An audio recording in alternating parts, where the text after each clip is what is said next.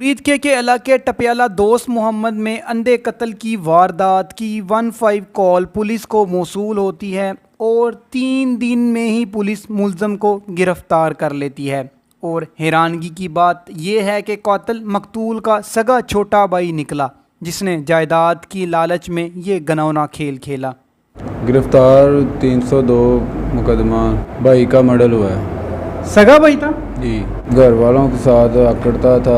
उसने अपनी बेगम के पीछे मेरी वालदा को गालियाँ दी, वालिद को गालियाँ दी। इसकी वजह से मुझसे बर्दाश्त नहीं हुआ, मैंने इसका मर्डर। अस्सलामुअलैकुम, मैं हूं आमिर बशीर और आप देख रहे हैं आमिर राना ऑफिशियल। मैं थाना सदर मुरीद के में मौजूद हूं। यहां पर एक FIR दर्ज होती है 540/22, जिसमें एक ब्लाइंड मर्डर के बारे में सारा मजमून लिखा जाता है। पुलिस को एक लाश मिलती है हवेली से, जिसके सर पर लगा होता था। मकतूल के वालिद की मदयत में FIR दर्ज होती है। उसका मतन ये है कि नामालूम शख्स मेरे बेटे को फायर मार कर दिया गया है। 15 दिन गुजरते हैं, पुलिस उस मुकदमे को इख्तिताम पजीर मराहल में दाखिल कर देती है।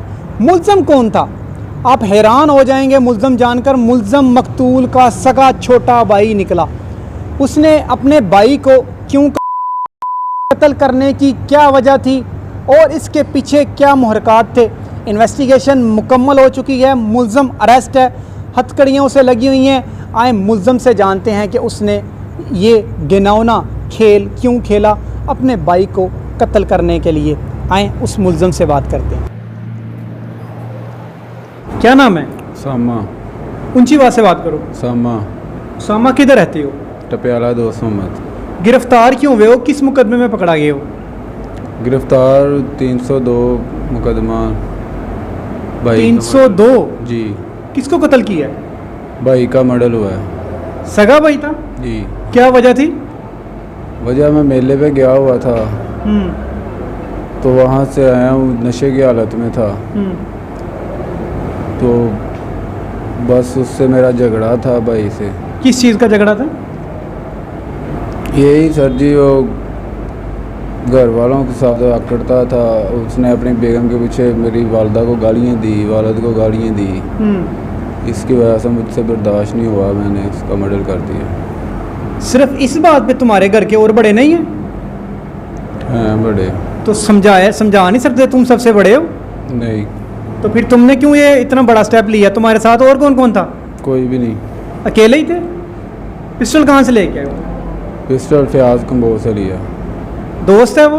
जी, अखबारी रिपोर्टर ही है वो भी। तो प्लान कैसे बनाया करने का? प्लान कोई नहीं, बस गुस्सा आ गया, नशे की हालत में था। उसकी बात देर में आ गई तो मैंने मर्डर कर दिया। तुम अभी भी झूठ बोल रहे हो हमारे साथ? नहीं, झूठ मैंने क्यों बोलना है? मुझे सच बताओ। सच है, सच साहब को भी ऐसे ही बात की। इन्वेस्टिगेशन रिपोर्ट के मुताबिक तुमने अपने भाई को इस वजह किया है कि तुम और तुम्हारे घर के जो बाकी भाई हैं वो सारे पैसे इकट्ठे करके तुम्हारे बड़े भाई को दे देते, जो कि घर का सारा खर्चा वगैरह रहता है, वो सरबराह था घर का। ऐसा ही है जी। बाकी आगे तुम बताओ। सर जी, कमाता मैं ही था बस, और वो कमाता था, और तो कोई भी नहीं कमाता था। कितना कमाते थे तुम? मैं 30-35 हज़ार कमा लेता हूँ। कितने भाई हैं बाकी? 3। खर्चा कौन करता था? खर्चा वही करता था। सारा भाई खर्चा करता था? तो फिर मारने की वजह क्या थी? वजह जो तुमने मुझे पहले बताई वो वजह नहीं है, सच सच बताओ। वजह यही है कि उसने अपनी बेगम के पीछे गालियाँ दी हैं वालदा को, तो सर जी मुझसे नहीं बर्दाश्त हुआ। इसके अलावा और कोई वजह नहीं थी? नहीं सर। घर के बड़ों ने कभी समझाना चाहा उसे?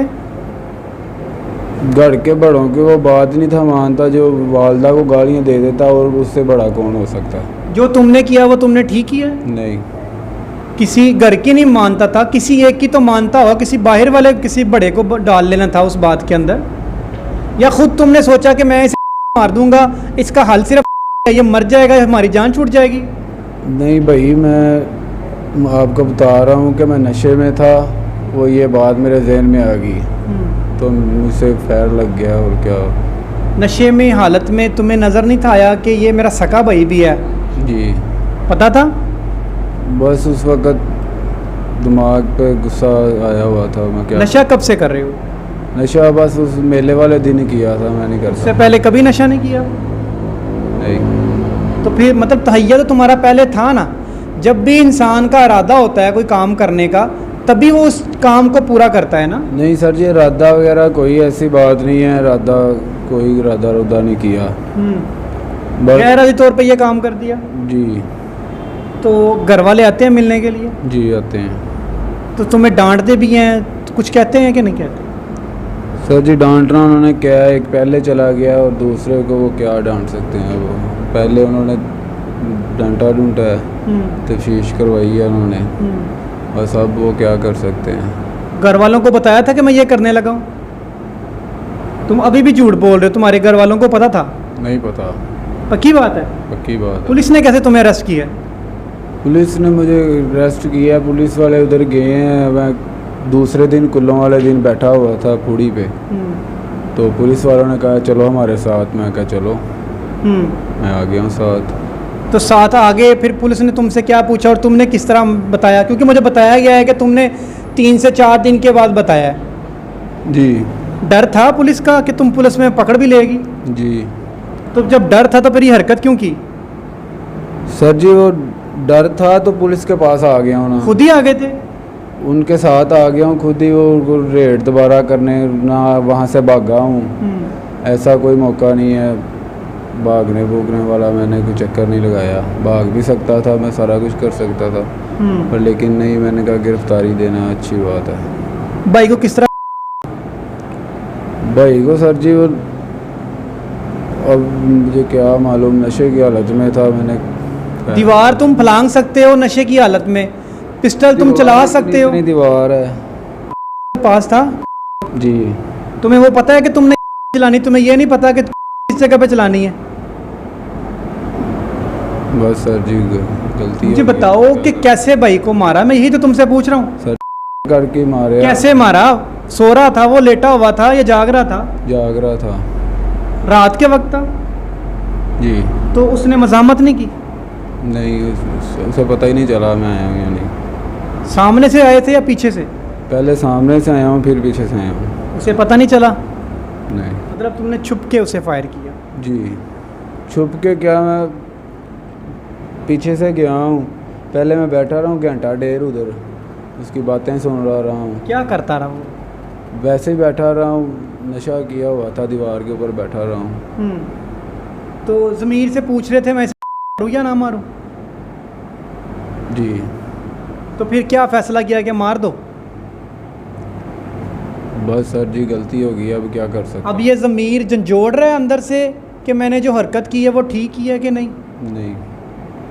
क्या नहीं झंझोड़ रहा? नहीं, ठीक हरकत की। गलत हरकत की है ना? शर्मिंदा हो? बहुत ज़्यादा। चेहरे से तुम लग नहीं रहे कि तुमने कोई शर्मिंदगी वाली हरकत की है। सर जी क्यों नहीं लग रहा हूँ। चेहरे पे हल्की सी मुस्कान आप देख रहे हैं।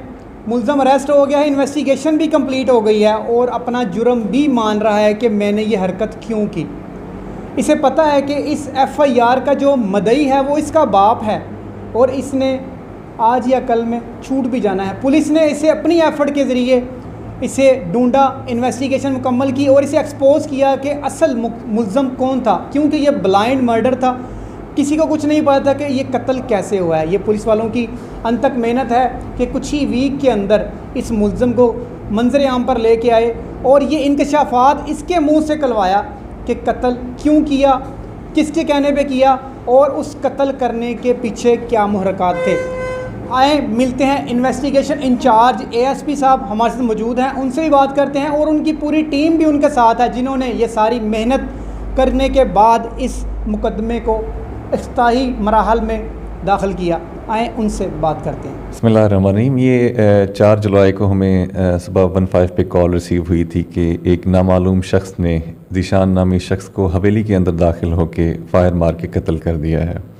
तो वहाँ पे हमारी जो थाने की नफरी होती है, टीम थी, वो पूरी वहाँ पे रिस्पॉन्ड किया उसने। क्राइम सीन यूनिट भी वहाँ पे पहुँचा, पीएफएससी की टीम भी वहाँ पे आई, एसएचओ साहब और मैं भी मौके पे गए। तो हमने वहाँ पे जो शवाहिद थे वो इकट्ठे किए।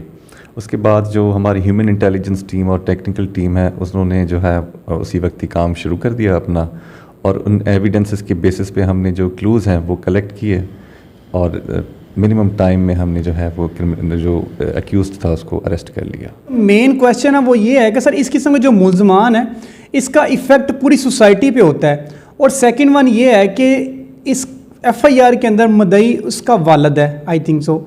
तो मुझे बताएं कि ये मुल्ज़म तो मेरा ख्याल है कि कुछ महीने बाद दोबारा रिलीज़ हो जाएगा, क्योंकि बताया यह जा रहा है कि जो उसका वालिद है वो कंप्रोमाइज़ तरफ जा रहा है, राइट? जो कातिल है वो भी मकतूल का भाई है और दोनों उस वालिद के लिए तो बेटे हैं। हमारे जो काम होता है एज ए पुलिस ऑफिसर, हमें तो जो एफआईआर लॉन्च करनी होती है और इन्वेस्टिगेशन करनी होती है, बाकी तो वो लीगल जो है कोर्ट में जो केसेस चलते हैं उनके हिसाब से वो जो वालिद साहब फैसला करें। उनके कंपाउंडेबल ऑफेंस होते हैं 302, तो इस वजह से वो ज़ाहिर बात है कॉम्प्रोमाइज़ हो जाते हैं। सर ये क्राइम कमिट क्यों हुआ, इसकी बेस रीज़न क्या थी? इसमें जो उसामा जो जिसने इतराफ़ जुर्म किया है, उससे जब पूछा गया कि ये क्यों वक़ुआ पेश आया और क्यों ये कत्ल किया गया, तो उसने बताया कि उसके साथ जो उसके भाई के ताल्लुकात थे वो सही नहीं थे और इस वजह से उसे रंज बढ़ती गई और उसने फिर ये प्लान किया कि इसको कत्ल करूँगा। जी बिल्कुल, ये इन्वेस्टिगेशन इंचार्ज के हेड थे जो कि पूरे इस केस को लीड कर रहे थे कि क्योंकि शॉर्ट टाइम के अंदर जो मुल्ज़म है उसको अरेस्ट कर लिया गया, इवन के उसको इंटेरोगेशन के दौरान ये भी पता चल गया कि इसको कत्ल करने की अपने सके भाई को रीज़न क्या थी। इसी के साथ अपने मेज़बान आमिर को इजाज़त दें, मिलते हैं एक नई स्टोरी के साथ, तब तक अल्लाह हाफिज़।